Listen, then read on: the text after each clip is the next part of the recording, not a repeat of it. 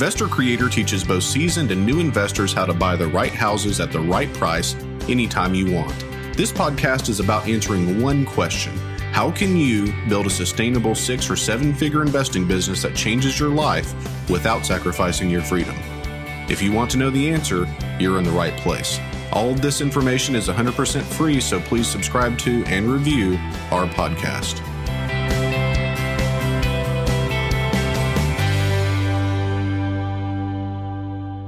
Hey guys, welcome to Investor Creator, where I tell you the truth about what it takes to become a high-level 7-figure real estate investor.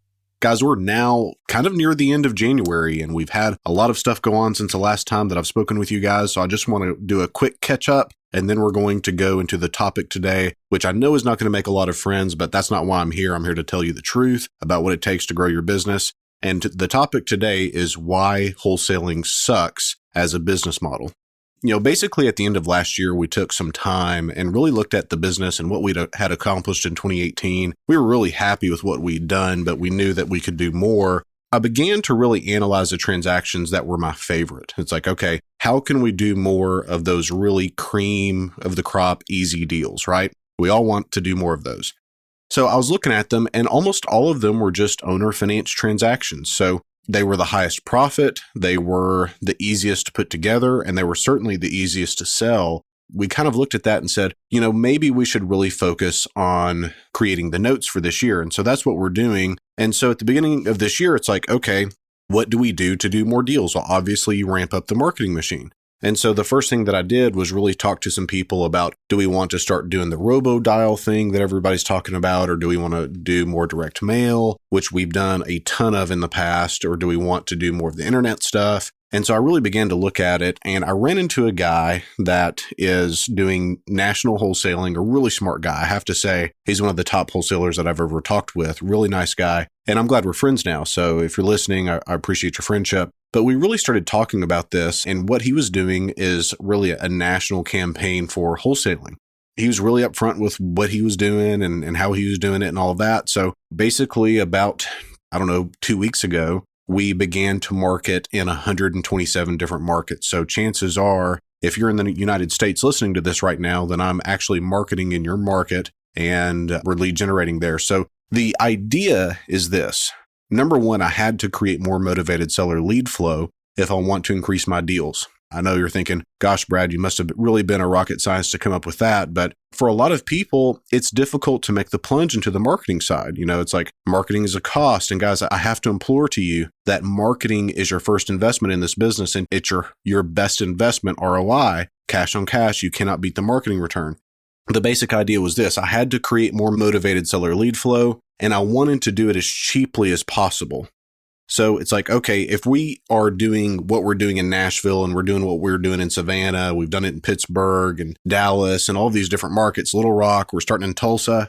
But if we want to really crank it up, then let's just do a national campaign. And then our cost of acquisition per lead is going to go significantly down. Okay, so probably like 1/10 the cost roughly.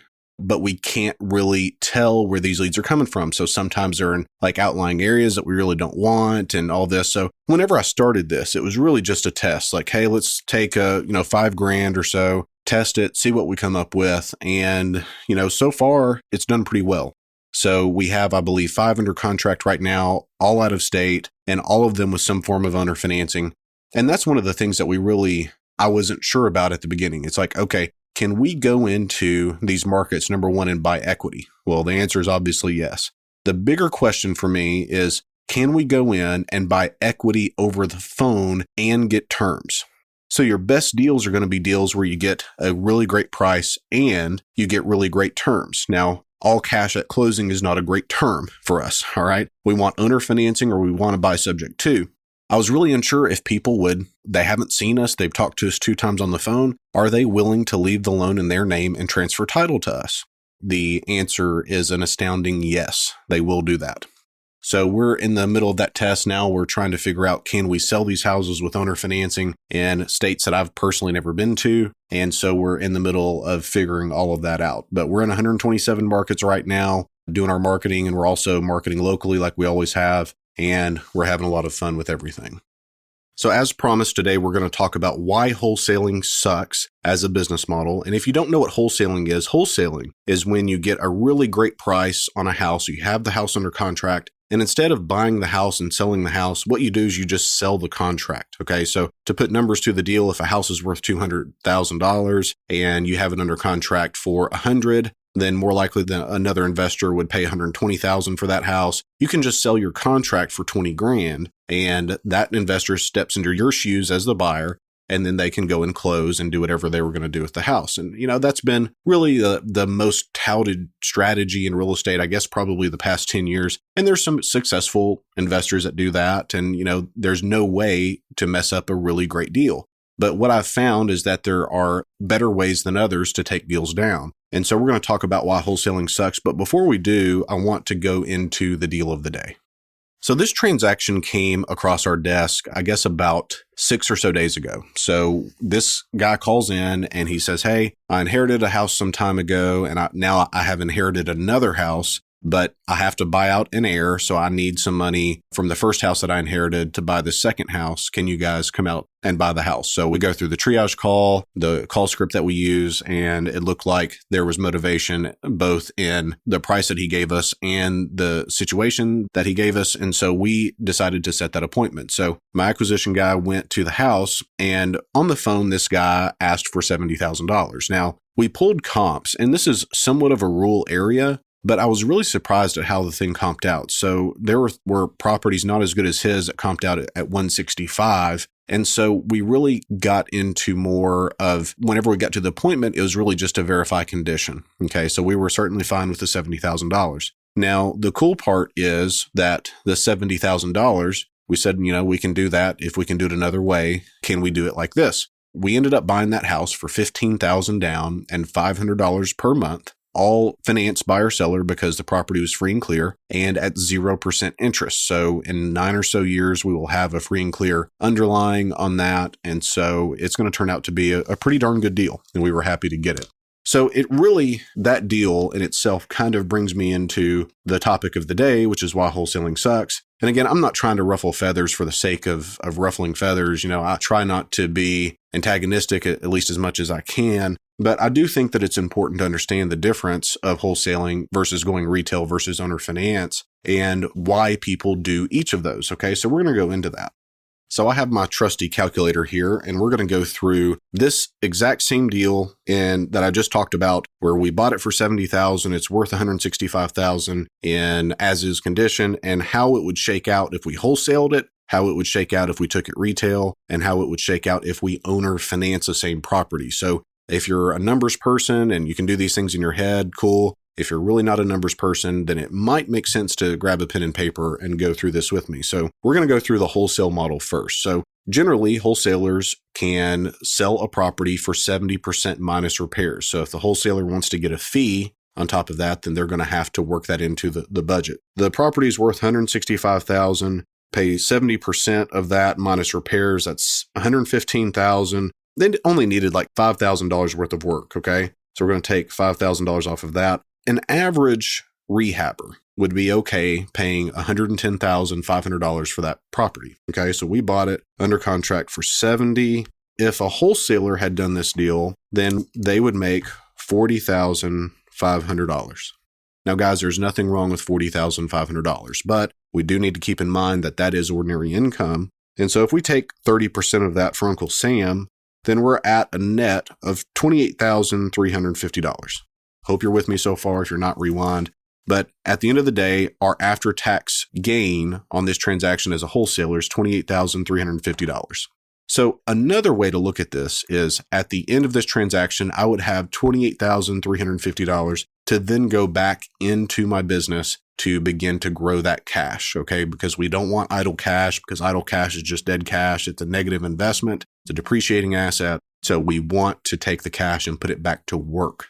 So $28,350 on the wholesale side.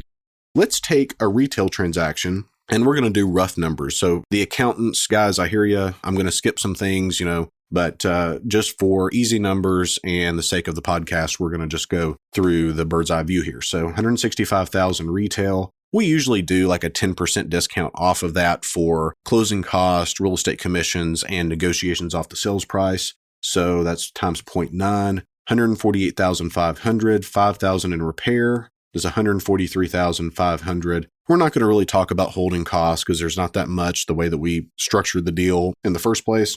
So 143,500 minus 70,000, which is our purchase price.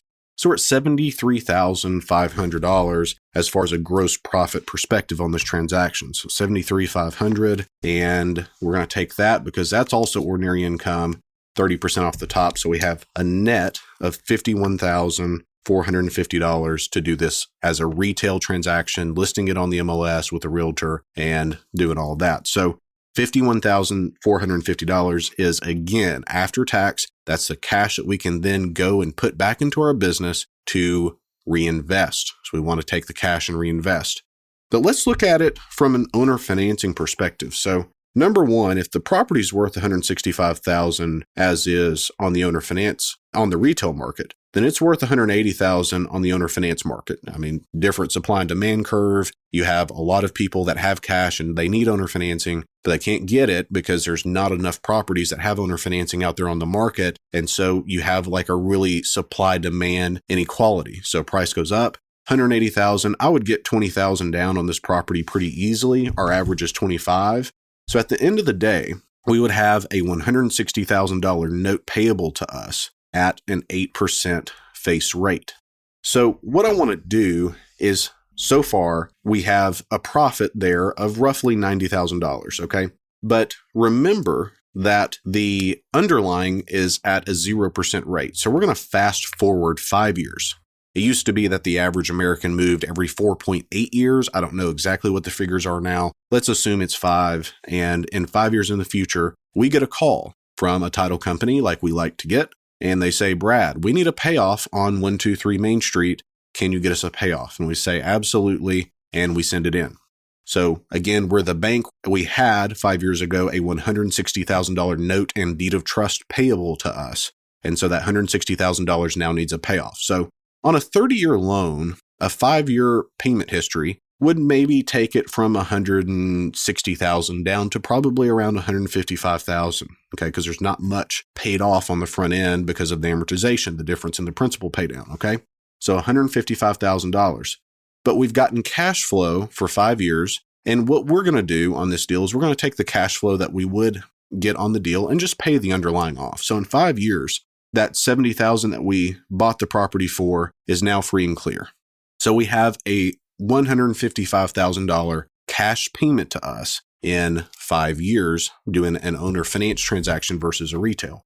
But that's pre-tax, but and I'm not a tax person, guys, so do not take this as tax advice, but I'm assuming that's a long-term capital gain. So we're going to take 15% off the top. So that would be $131,750 net. That's after tax. That's the net cash that we're going to get on this one transaction that we have no money in the deal.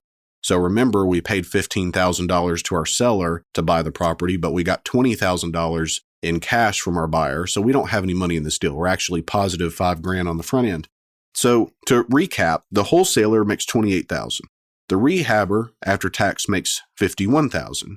And the owner finance guy, over some time, he makes $131,000. So my problem whenever I began to look at this more and more in my business is this.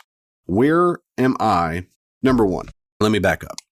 Do I want to wholesale this transaction for $28,000 net? The answer is no. $28,000 versus $51 versus $131. I think I'm going to toss the $28,000. You may think that that's pretty good. And for some people, if you're just getting started and the cash means that much to you, it may be the best option for you. But for me, I don't want to go the $28,000 route. So the wholesaling option is out on this transaction. I do not want to do that. So let's look at the retail side. So I can take this house retail, get the cash today, and get $51,450 after tax. Now, guys, nothing wrong with $51,000. I've had worse deals than that, certainly. And, anytime that I get $51,000, it's not a bad day. So $51,000 is fine. But the question is this. Where am I going to put $51,000 in cash today to make $131,750 in 5 years? And not only to do that, but to do it passively. You see, if I forego this retail transaction and the $51,000 today, then I'm going to make $131,000 at some point in the next 5 years, okay? Roughly speaking, because we don't know exactly when it's going to pay off. But where can I put $51,000 today and turn it into $131,000 passively? Well, guys, even actively, that's pretty difficult. So number one, I would have to double the cash in a 5-year period over 2.5 times. I would have to double it and double it again and be halfway on my way to doubling it again within a 5-year period. And so whenever I started looking at all my transactions that I've done, what I realized is that after all these transactions that I've taken retail, I would have been better off had I taken and done the retail transactions as much as I needed to for cash needs, but kept all these owner finance notes. I should have kept more notes. And that's probably the biggest mistake that I've made the past 10 years is I didn't keep as much as I could have in note.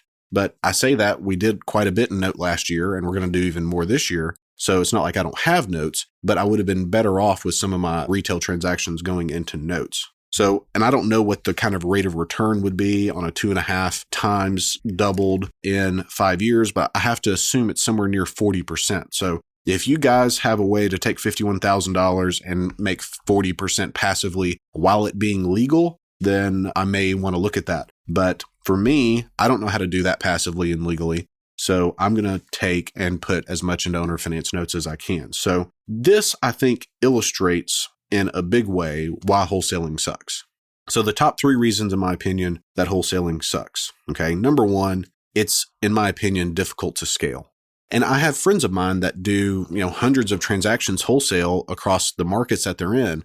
But what I would submit to you is I have the sneaking suspicion that they probably net as much as a real estate agent would after they have all of their staff and all of their marketing and all this infrastructure that they have to do that type of transaction, those kinds of numbers. And so for me, it just seems like a really wide funnel and just really inefficient because, if you're doing 200 transactions to net $500,000, you might as well just go and sell real estate, in my opinion. You have the same transaction roughly that you're doing, and you don't have nearly the headaches when it comes to all the marketing cost and the infrastructure of staff and all of this. And I'd say it's probably less risky. So I'm not interested in doing 200 transactions to make $500,000 or even $1 million. It just doesn't seem very efficient to me because we can do like 30 or 40 transactions in note and do over $1 million, like easily, right? For me, the owner finance model just makes more sense. Number 2, which I've already kind of touched on, the high cost of overhead and marketing. If you're doing mass wholesaling, then, it's a conglomerate. You have to have staff, you have to have marketing. I talked to a bigger wholesaler in the nation, and his average cost of marketing per transaction was over $4,000. I just thought that was insane. Mine is like roughly a fourth of that. But, you spend $4,000 to get one good wholesale transaction, and you're making somewhere around $10,000 or $12,000 as a general wholesale fee. And then you have your marketing costs come out of that and all your travel expense and everything that you have as a business. It just becomes very, very inefficient. But for me, the biggest reason why wholesaling sucks is there's no cash flow. There's no cash flow. And a lot of coaches and teachers, real estate investors, that they tout real estate investing as getting out of the rat race. And it can be and it should be. But for me, what I would submit to you is, unless you're building cash flow, you're not getting out of anything. You can be a great rehabber and have a very, very, very high paying job. Like you can do $1 million a year gross profit fairly easily in real estate as a rehabber. And you can do it, sometimes as a wholesaler, like people do that. But, at the end of the day, if you get sick, or God forbid, and I have life insurance, but God forbid I die, I want to leave something to my children and my wife that is going to be perpetual. So I want to create something that is going to outlive me. And a wholesaling business is going to be very, very difficult for somebody to step into that role. God forbid I croak and my wife is like, oh, let me go make some money because I know Brad did that. And, I'm going to be the CEO of a 250 transaction per year wholesaling company with no real estate experience. Probably not going to happen. But I think that she could step into the role of 250 notes and, with a CPA, figure that out, right? It's like we have payments coming in, we have payments go out, we have cash flow. pretty easy at the end of the day. So guys, I hope that makes sense. We are doing some coaching. We have mentees across the nation that are doing great things. So if you're interested in that, then be sure and email me at brad@bradsmotherman.com, and I'll be happy to talk to you about that. Anyway, guys, hope this makes sense. Wholesaling sucks. Create your notes. If you have to do some retail transactions, that's fine, but stay away from the wholesale deals as much as you can, because what you're doing is you're selling $131,000 notes that you could be creating once you understand how to create the financing and how to negotiate for $28,000. Now, for me, I don't like selling things that are worth $131 at $28,000, and I suggest that you don't either. So stay away from the wholesale deals. Have a good day.